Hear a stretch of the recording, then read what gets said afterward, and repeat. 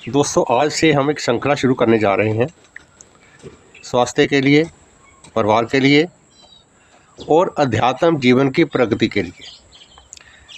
एक मेरी गुजारिश है आप लोगों से कि आप चैनल सब्सक्राइब करें यूट्यूब का और फेसबुक पर लाइव जुड़ना शुरू करें। और फेसबुक पर अगर नहीं है तो ढूंढ करके आप आ जाए, इंस्टाग्राम पर आप आ जाएं।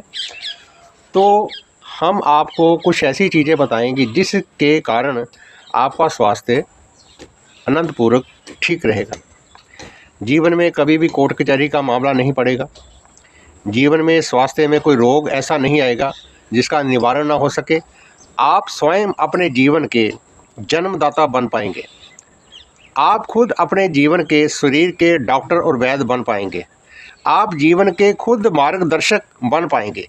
यानी कि आपके पास ऐसा शरीर के भीतर आपके थर्मामीटर छुपे हुए हैं कि हम तनिक मात्र भी उसका 10% भी हम इस्तेमाल करते नहीं। देखिए, हमारे शरीर में 10 द्वार है, 9 द्वार जागृत है और 1 द्वार गुप्त है। इसको 10वां द्वार कहते हैं। ये 2 द्वार हैं, ये एक माना जाता है। एक ये द्वार है मुख है, 2 कान है, 2 आँखें हैं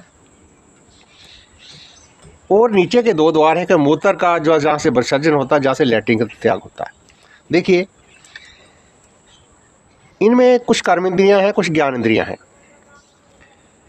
जैसे पूरे समाज का संचालन वाटर सप्लाई और सीवरेज द्वारा होता है। यदि पानी की आमद, पानी हमारा नल का कुछ समय के लिए बंद हो जाए तो हमारे घर में बड़ी बड़ी प्रॉब्लम हो जाती है। दूसरा है हमारा सीवरेज। यदि हमारे सीवरेज में तनिक मात्र भी कोई तकनीकी खराबी आ जाए तो हमारे घर में इतनी बड़ी डिस्टर्बेंस हो जाती है कि हमारे परिवार में बहुत प्रॉब्लम क्रिएट हो जाती है।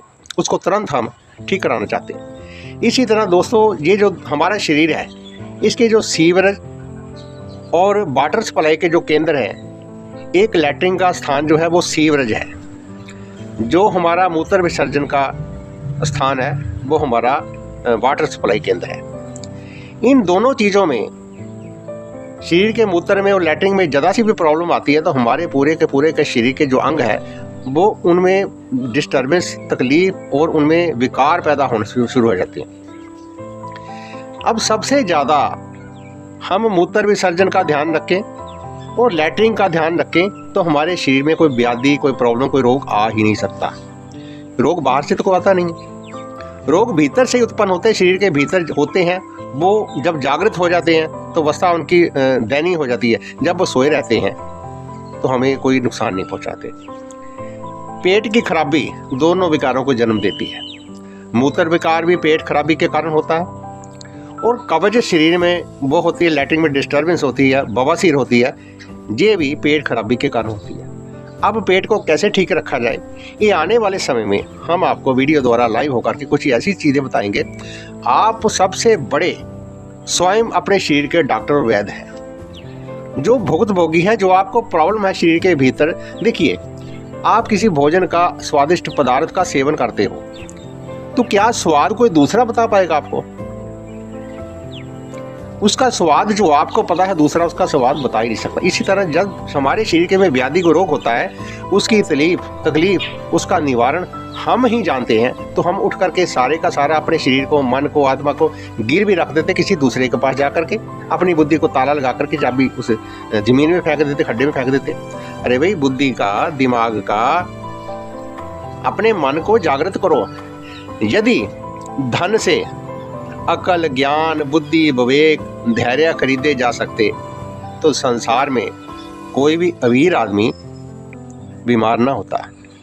कोई भी बीमार आदमी मरता नहीं। कोई भी अमीर आदमी कभी जेल में ना होता। किसी अमीर व्यक्ति के घर में कभी भी कला कलेश ना होता। दोस्तों, बुद्धि, विवेक, ज्ञान, अकल ये धन से नहीं खरीदी जा सकती। ये प्राप्त होती है किसी न किसी के मार्गदर्शन द्वारा, अपने माता पिता से और ईश्वर की कृपा से। ओम शांति।